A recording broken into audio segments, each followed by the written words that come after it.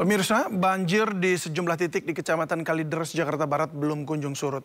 Aktivitas warga terganggu akibat banjir setinggi 15 hingga 20 cm. Dan berikut laporan Syahreza Zanski, juru kamera Sutrisno dan Laksana. Pemirsa, banjir masih melanda di kawasan Jakarta dan per hari ini khususnya di Jalan Lingkungan 3, Kelurahan Tegal Alur, Kecamatan Kalideres, Jakarta Barat, banjir masih belum surut. Setidaknya ketinggian mencapai 15 cm dan mengganggu aktivitas warga. Dan kami melihat ada beberapa warga yang membersihkan ruang tamu mereka karena air ini masuk ke kawasan ruang tamu mereka sehingga harus bekerja bakti tentunya pada hari ini pasca 2 hari intensitas hujan yang tinggi pasca Imlek tentunya. Dan beberapa warga mengaku bahwasanya untuk kendala kesehatan hingga saat ini belum terlihat ada warga yang begitu sakit, dan untuk kendala air bersih dan juga makan ini masih bisa tercukupi. Bahkan untuk air bersih sendiri ini tertolong nasib warga karena ada MCK yang hadir di Jalan Lingkungan 3.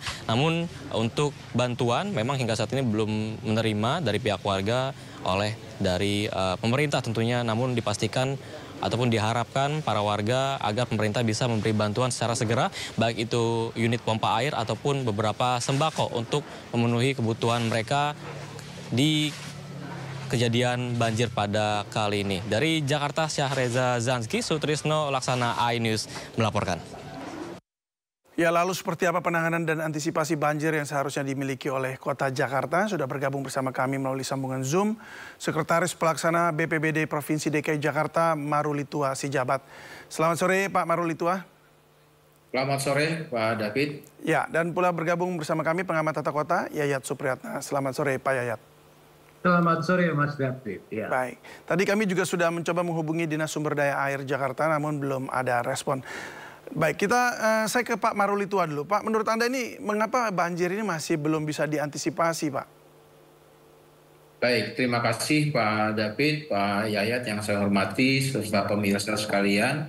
Pertama-tama kami mengucapkan turut prihatin atas banjir kemarin yang dialami oleh kita warga Jakarta. Yang kedua, kami ingin menyampaikan bahwasanya kita sudah mengantisipasi terjadinya banjir di 2025 ini. Langkah-langkah antisipasi yang sudah kita lakukan, mulai dari penyiagaan pompa, baik itu pompa mobile maupun pompa stasioner, serta juga penyiagaan peralatan-peralatan untuk penanggulangan banjir. Namun memang kejadian banjir kemarin itu cuaca hujan di lokal Jakarta itu mengalami kondisi yang cukup ekstrim. Demikian Pak David. Dan kondisi yang ekstrim termasuk kombo juga Pak ya? Artinya ada beberapa hal lain yang menyebabkan banjir ya? Ya, jadi meninggi, kalau maksudnya. bicara mengenai banjir di Jakarta, tentu ada 3 front yang akan kita hadapi Pak David. Pertama yaitu hujan di hulu, kemudian juga hujan di lokal, dan juga rob di sisi pesisir utara Jakarta. Nah, kebetulan untuk potensi rob kemarin kita mengalami sejak tanggal 23 sampai dengan tanggal 30 Januari 2025. Baik, tapi untuk Tegal Alur apa sudah dapat pompa Pak? Untuk mengatasi 3 sumber banjir tadi. Kami dapat informasinya soalnya belum dapat. Untuk di Tegal Alur sebenarnya sudah ada penanganan dari Dinas Sumber Daya Air, yaitu terkait dengan normalisasi dan peningkatan kapasitas dari Kali Semongol. Baik. Saya ke Pak Yayat dulu. Pak Yayat, ya. Anda melihatnya bagaimana nih? Anda setuju juga dengan apa yang disampaikan tadi Pak Marulitua?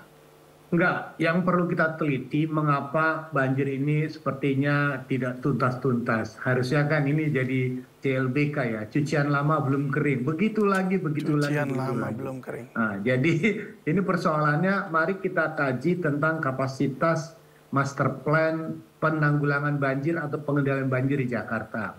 Kita punya perencanaan dan sudah dibangun itu tahun 73 dengan Nedelco ya yang membuatnya itu. Cuman pertanyaannya, apakah desain yang dibuat dan dibangun dari master plan tahun 73 masih mampu tidak menghadapi perubahan kondisi alam, cuaca, dan sebagainya? Ternyata dari hasil evaluasi yang dilakukan oleh JK tahun 99 dan hasil evaluasi review pada tahun 2007, itu ternyata bahwa kapasitas dari master plan kita tuh harus ditingkatkan 3 sampai 4 kali. Artinya apa? Misalnya contoh Ciliwung, berapa sebetulnya debit banjir yang bisa ditampung oleh kapasitas itu? Sekitar 200. Tapi kalau kita untuk mengantisipasi, maka otomatis harus ditingkatkan sampai 600. Nah, bagaimana menjadi 600? Yaitu tadi, normalisasi dilakukan atau tidak. Jadi kalau misalnya tadi di Tegal Alur tergenang, pertanyaannya, apakah ada saluran drainase tidak ke saluran penghubung dan saluran utamanya? Itu kan harus dipetakan. Yang menjadi pertanyaan, air itu tergenang karena air itu tidak punya outlet keluarnya.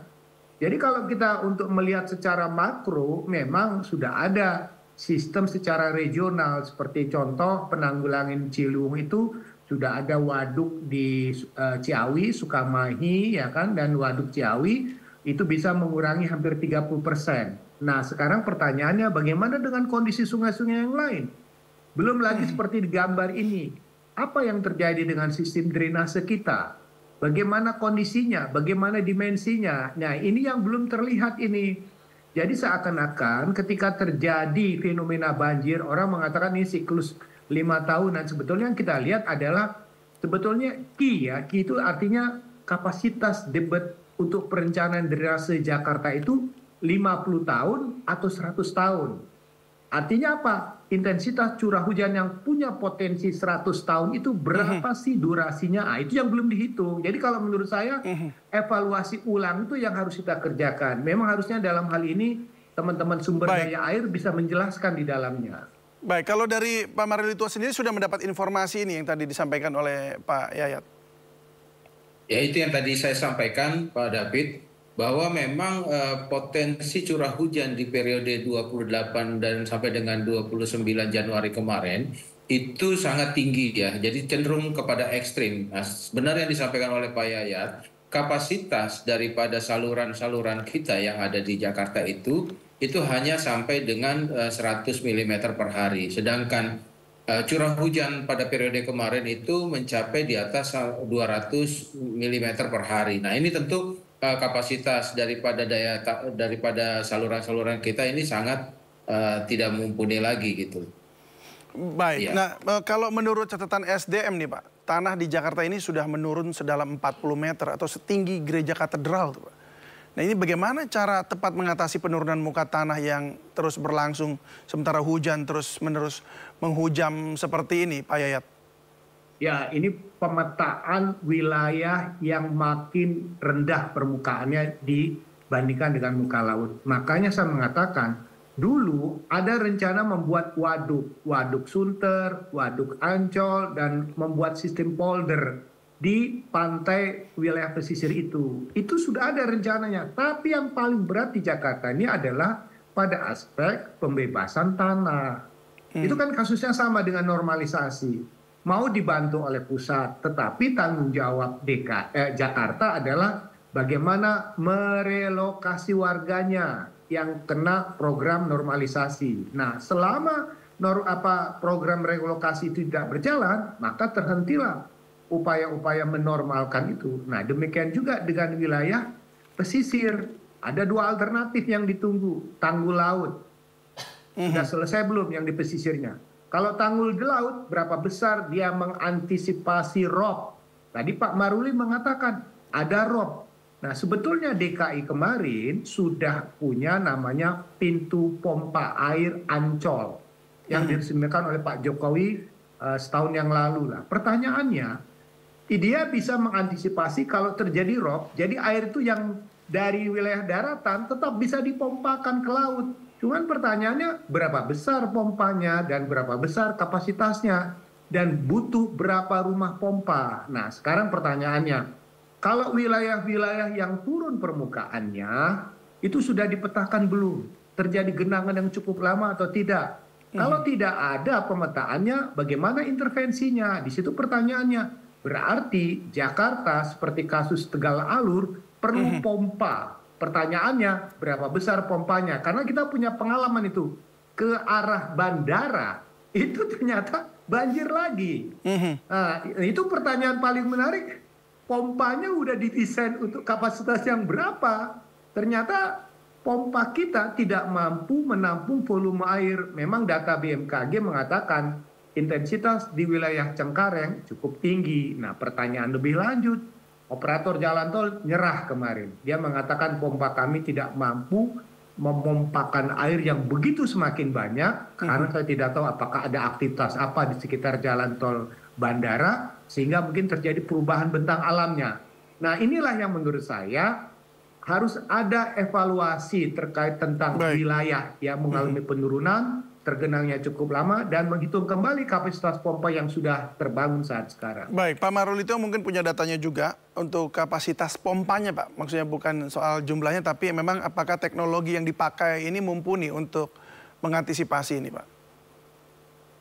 Kalau untuk kapasitas pompa mungkin lebih tepat untuk Dinas Sumber Daya Air yang bisa menjelaskan terkait dengan kapasitas pompa tersebut. Namun saya ingin menyampaikan di sini bahwa langkah-langkah antisipasi banjir seperti yang tadi sudah disampaikan oleh Pak Yayat, kita juga sudah melakukan normalisasi sepanjang Kali Ciliwung itu sepanjang 17,17 km. Memang masih ada yang belum dinormalisasi dan ini masih bertahap. Kali Semongol, Pak? Termasuk Kali Semongol juga ya. Sudah dinormalisasi ya? Belum? Ini lagi proses normalisasi oleh Dinas Sumber Daya Air ya. Tapi sepanjang Kali Ciliwung tadi kita juga sudah melakukan normalisasi sepanjang 17,17 km. Nah, tahun ini juga masih berjalan seperti yang kita ketahui di Kecamatan Pancoran, di Kelurahan Rawajati dan Pegadegan juga sudah dilakukan normalisasi terkait hal itu. Namun kalau kita melihat lagi langkah-langkah antisipasi yang sudah dilakukan oleh Pemprov DKI Jakarta melalui BPBD, tentunya potensi yang tadi saya sampaikan bahwa ada 3 front yang kita hadapi, terutama dari hujan lokal, ya, kemudian juga rob, ini sudah kita berikan sistem peringatan dini kepada masyarakat yang berada terutama yang berada di bantaran-bantaran kali. Untuk apa? Untuk mengantisipasi bila mana terjadi peningkatan kapasitas air di lokasi mereka tinggal. Jadi sudah ada peringatan. Misalnya di Katulampa, ya di Katulampa kita ketahui kalau Katulampa sudah menyatakan siaga 3, maka kurang lebih 9 jam dia akan masuk ke wilayah sekitaran Kampung Melayu, Cawang, Cililitan. Nah, ini sudah kita informasikan. Jadi kami tetap mengantisipasi dengan memberikan peringatan dini kepada masyarakat khususnya di bantaran kali. Baik, Bapak-bapak ini di wilayah lain. Oke, baik Bapak-bapak, ini para korban banjir ini mulai terserang berbagai macam penyakit ya. Ini mereka terkena mulai dari gatal-gatal, kemudian demam, pilek dan pegal-pegal. Mungkin kita akan lihat dulu tayangannya.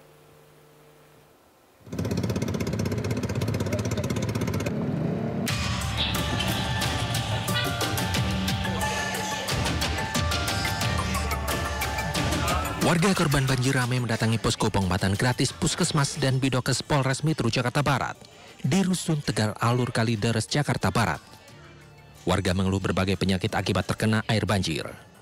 Banjir yang melanda kawasan Tegal Alur Kalideres menyebabkan warga terpaksa melawan air keruh rawan penyakit.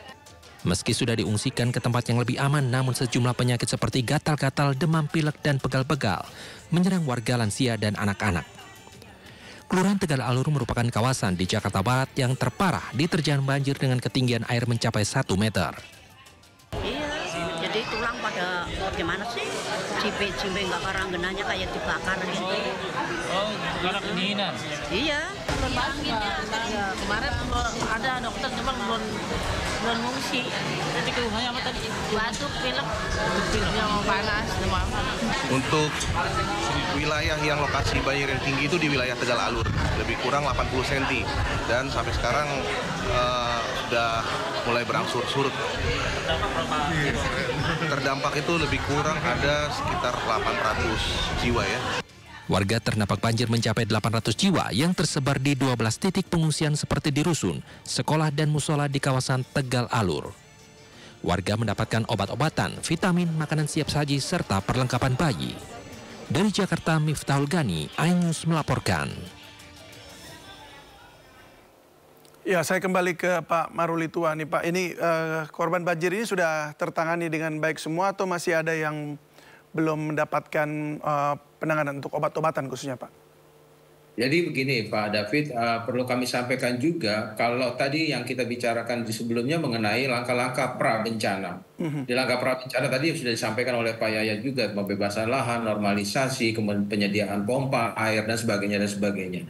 Kemudian bila pun terjadi bencana banjir seperti saat ini yang kita alami, itu kita lakukan dalam tahap tanggap darurat, yaitu dengan menyiapkan posko-posko untuk pelayanan kepada masyarakat, baik itu kesehatan, kemudian juga kita juga menyiapkan buffer stock untuk kebutuhan pengungsi selama di masa pengungsian, kemudian juga kita memberikan pendampingan psikososial juga. Karena ini penting ya, karena bagaimana mereka harus berada di pengungsian. Nah, ini perlu disupport oleh tim layanan dukungan psikososial yang kita miliki, baik itu dari BPBD Provinsi DKI Jakarta, Dinas Sosial, Dinas Kesehatan, bahkan dengan Himpunan Psikologi Indonesia.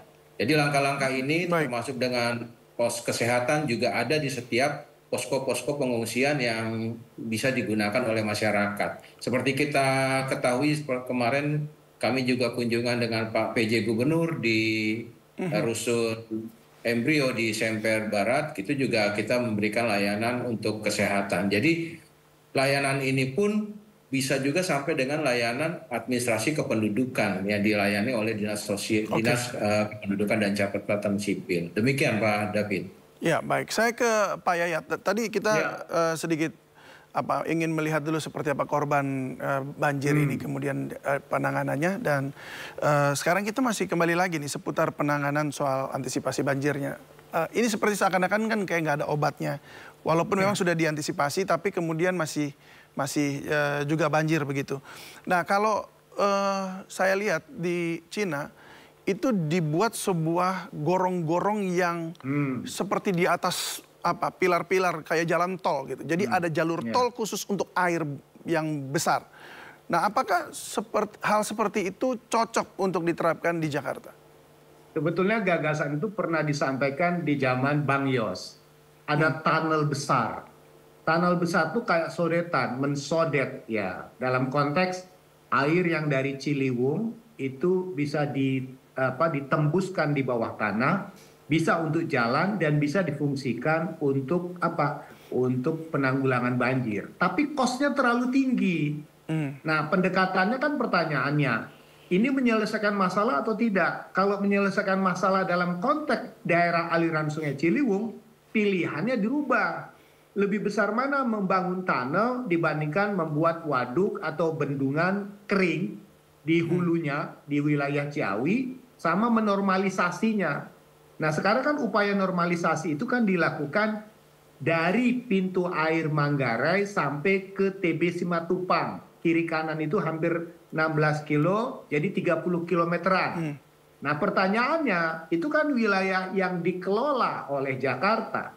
Tapi bagaimana das yang ada di tengah, yang di Depok? Bagaimana dengan di hulu? Nah, itu makanya untuk penanggulangan banjir Jakarta perlu ada sinergi antar daerah. Sebetulnya teman-teman di Puncak, di Kabupaten Bogor pernah diminta, tolong jaga wilayah sungainya. Tapi pertanyaannya, kami nggak punya dana. Apa hibah yang bisa diberikan oleh Jakarta? Itu kan juga kerjasama antar daerah. Nah, kita berharap ada undang-undang daerah khusus Jakarta, ada namanya Dewan Aglomerasi. Kalau Dewan Aglomerasi ini tugasnya salah satu adalah mengatasi banjir, maka yang dipikirkan pendekatan yang selama ini sudah dilakukan oleh PU dengan waduk, dengan normalisasi, dengan pompa, menyelesaikan berapa persen. Nah, kelihatan yang menjadi masalah sekarang adalah bukan persoalan hujan di hulu lagi. Rob, iya jadi masalah. Yang bermasalah adalah hujan lokalnya. Hujan lokal dengan intensitas tadi di atas 100, terus 50 ke atas itu ekstrim. Tanya kembali bagaimana sistem drainase kita. Seperti contoh yang terjadi di wilayah kawasan Kelapa Gading. Di Boulevard itu banjir. Pernah ditanya tidak? Saya pernah juga ditanya oleh teman-teman Astra. Waktu itu mereka kebanjiran di Sunter tahun 2000-an atau berapa, tahun 2007, tenggelamlah mobil-mobil mereka. Mereka bertanya, kami bertahan di sini atau kami pindah keluar? Saya tanyakan ke SDA, bisa diatasi tidak? Ternyata tidak bisa menjawab, akhirnya Astra pindah ke Cibitung dan Cikarang. Nah, pertanyaannya, bagaimana warga yang sekarang kena seperti Tegal Alur?